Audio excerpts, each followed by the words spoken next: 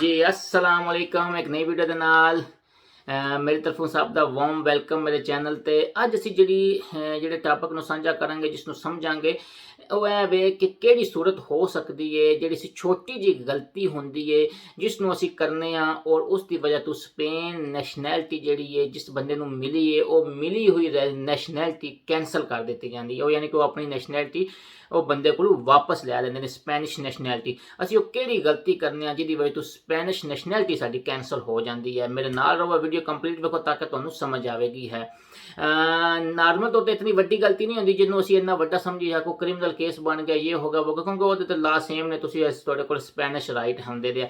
Normal ਤੌਰ 'ਤੇ Spain ਦਾ ਕੁਝ ਮੁਲਕਾਂ ਦੇ ਨਾਲ ਐਗਰੀਮੈਂਟ ਹੈ ਡਬਲ ਨੈਸ਼ਨੈਲਿਟੀ ਦੇ ਹਵਾਲੇ ਨਾਲ, ਜਿਹਨਾਂ 'ਚ ਪੁਰਤਗਾਲ ਆ ਜਾਂਦਾ, ਅੰਦੂਰਾ ਆ ਜਾਂਦਾ, ਔਰ ਮੈਜੋਰਟੀ ਜਿਹੜੇ ਮੁਲਕ ਨੇ ਉਹ ਨੇ ਲੈਟਿਨ ਅਮਰੀਕਾ ਦੇ ਮੁਲਕ ਹੈ, ਉਹਦੇ ਤੇ ਉਹ ਡਬਲ ਨੈਸ਼ਨੈਲਿਟੀ ਰੱਖ ਸਕਦੇ ਨੇ। ਹੈ ਲੇਕਿਨ ਪਾਕਿਸਤਾਨ ਦੇ ਨਾਲ ਇਹਨਾਂ ਦਾ ਕੋਈ ਇਹੋ ਜਿਹਾ ਅਜੇ ਤੱਕ ਐਗਰੀਮੈਂਟ ਨਹੀਂ ਹੋਇਆ ਡਬਲ ਨੈਸ਼ਨਲ। ਹਾਂ, ਪਾਕਿਸਤਾਨ ਦਾ ਆਪਣਾ ਹੈ ਵੇ ਕਿ ਬੰਦਾ ਡਬਲ ਨੈਸ਼ਨੈਲਿਟੀ ਰੱਖ ਸਕਦਾ, ਲੇਕਿਨ ਸਪੇਨ ਨਾਲ ਕੋਈ ਨਹੀਂ ਹੈ, ਜਿਸ ਦੀ ਵਜ੍ਹਾ ਤੋਂ ਅਸੀਂ ਬਾਅਦ ਦਫਾ ਕੀ ਹੁੰਦਾ ਹੈ ਕਿ ਅਸੀਂ ਇੱਕ ਤੇ ਗਲਤੀ ਸੀ ਇਹ ਕਰਨੇ ਆ ਕਿ ਜਦੋਂ ਅਸੀਂ ਸਪੇਨ ਤੋਂ ਆਊਟ ਸਫ਼ਰ ਕਰਨੇ ਆ ਅਸੀਂ ਨਾਲ ਆਪਣਾ ਪਾਸਪੋਰਟ ਨੂੰ ਯੂਜ਼ ਕਰਨੇ ਆ, ਮਤਲਬ ਵਿਆਖੇ ਵਾਸਤੇ ਨਾਲ ਸਪੈਨਿਸ਼ ਪਾਸਪੋਰਟ ਵੀ ਇਸਤੇਮਾਲ ਹੁੰਦਾ ਹੈ ਔਰ ਨਾਲ ਆਪਣਾ ਪਾਸਪੋਰਟ 'ਤੇ ਵੀ ਸਟੈਂਪ ਵਗੈਰਾ ਕਰਾ ਦਿੰਦੇ ਆ।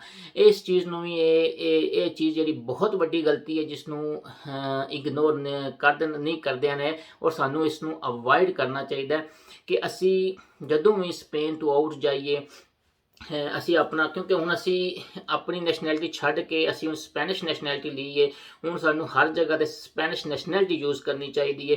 ਅਸੀਂ ਜਦੋਂ ਅਸੀਂ ਅਦਵਾਨਾ ਅਤੇ ਮਤਲਬ ਜਦੋਂ ਅਸੀਂ ਗੈਰ ਮੁਲਕੀ ਸਫ਼ਰ ਕਰਨੇ ਆ ਅਤੇ ਅਸੀਂ ਜਿਹੜੀ ਸਟੈਂਪ ਵਗੈਰਾ ਲਗਵਾਉਂਦੇ ਆ ਉਹ ਅਸੀਂ ਜਦੋਂ ਆਪਣੇ ਪਾਸਪੋਰਟ ਨੂੰ ਯੂਜ਼ ਕਰਨੇ ਆ ਅਤੇ ਉਸ ਚੀਜ਼ ਨੂੰ ਉਸ ਦੀ ਬੇਸ ਉੱਤੇ ਇਹ ਨੈਸ਼ਨੈਲਿਟੀ ਤੁਹਾਡੀ ਕੈਂਸਲ ਹੋ ਸਕਦੀ ਹੈ, ਕਿਉਂਕਿ ਉਹ ਵਾਪਸ ਲੈ ਲੈਣਗੇ, ਕਿਉਂਕਿ ਉਹ ਕਹਿਣਗੇ ਕਿ ਤੁਸੀਂ ਅਜੇ ਤੱਕ ਆਪਣੀ ਓਰੀਜਨਲ ਨੈਸ਼ਨੈਲਿਟੀ ਨਹੀਂ ਛੱਡੀ, ਓਰੀਜਨਲ ਨੈਸ਼ਨੈਲਿਟੀ ਨੂੰ ਯੂਜ਼ ਕਰ ਰਹੇ ਹੋ।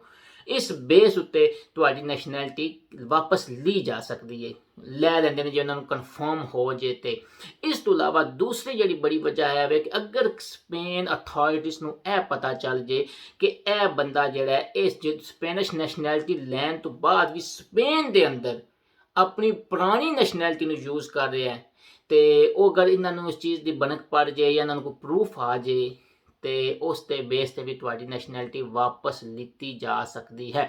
ਨਾਰਮਲੀ ਤੌਰ ਤੇ ਜ਼ਿਆਦਾਤਰ ਕੇਸਿਸ ਪਾਕਿਸਤਾਨੀਆਂ ਦੇ ਇਹੋ ਜਿਹੇ ਸਾਹਮਣੇ ਨਹੀਂ ਅਜੇ ਤੱਕ ਆਏ ਹਨ, ਕਿਉਂਕਿ ਸਾਡੇ ਬੰਦੇ ਥੋੜ੍ਹਾ ਜਿਹਾ ਸ਼ੁਕਰ ਹੀ ਕਰਦੇ ਹਨ ਨੈਸ਼ਨੈਲਿਟੀ ਮਿਲੇ, ਫਿਰ ਉਹ ਆਪਣੀ ਕੀ ਯੂਜ਼ ਕਰਨੀ ਹੁੰਦੀ ਹੈ।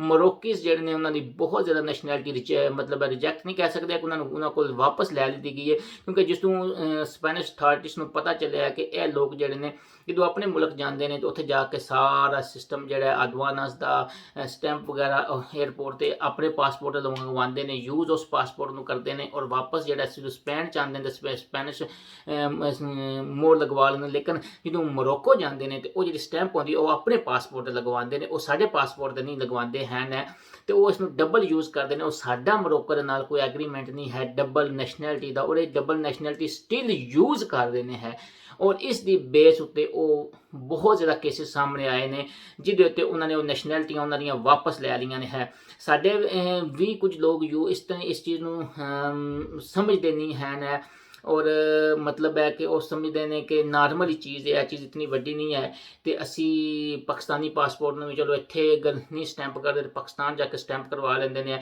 ਉਹਦਾ ਬਿਹਤਰੀਨ ਤਰੀਕਾ ਇਹ ਵੀ ਹੁੰਦਾ ਕਿ ਤੁਸੀਂ ਸਪੈਨਿਸ਼ ਪਾਸਪੋਰਟ ਜਦੋਂ ਲਿਆ ਜਾਂ ਆਪਣਾ ਨਾਈਕੋਪ ਬਣਵਾ ਲਓ, ਨया ਨਾਈਕੋਪ ਬਣਵਾ ਲਓ, ਕਿਉਂਕਿ ਤੁਹਾਡਾ ਪੀਜੀ ਤੋਂ ਚੇਂਜ ਹੋ ਜਾਂਦਾ ਤੇ ਉਹਦੇ ਤੇ ਤੁਸੀਂ ਆਪਣਾ ਪਾਕਿਸਤਾਨ ਸਫ਼ਰ ਕਰੋ, ਸਪੈਨਿਸ਼ ਪਾਸਪੋਰਟ ਨੂੰ ਯੂਜ਼ ਕਰੋ। ਪਾਕਿਸਤਾਨੀ ਪਾਸਪੋਰਟ ਠੀਕ ਹੈ, ਜਾ ਕੇ ਆਪਣੀ ਅਥਾਰਟੀਜ਼ ਨੂੰ ਵਾਪਸ ਕਰ ਦਿਓ, ਕਿਉਂਕਿ ਹੁਣ ਤੁਸੀਂ ਸਪੈਨਿਸ਼ ਨੈਸ਼ਨਲ ਹੋ ਔਰ ਕੋਈ ਤੁਹਾਡਾ ਪ੍ਰੂਫ ਨਹੀਂ ਆਉਣਾ ਚਾਹੀਦਾ ਹੈ ਕਿ ਤੁਸੀਂ ਆਪਣੀ ਨੈਸ਼ਨੈਲਿਟੀ ਨੂੰ ਸਪੇਨ ਦੇ ਅੰਦਰ ਕਿਸੇ ਵੀ ਕਿਸਮ ਦੇ ਚੱਕਰ ਵਿੱਚ ਆਪਣੀ ਨੈਸ਼ਨੈਲਿਟੀ ਨੂੰ ਯੂਜ਼ ਕੀਤਾ ਹੈ। ਅਗਰ ਇਹਨਾਂ ਨੂੰ ਪ੍ਰੂਫ ਮਿਲ ਜੇ ਤੇ ਉਹ ਤੁਹਾਡੀ ਨੈਸ਼ਨੈਲਿਟੀ ਵਾਪਸ ਲੈ ਲੈਂਦੇ ਨੇ।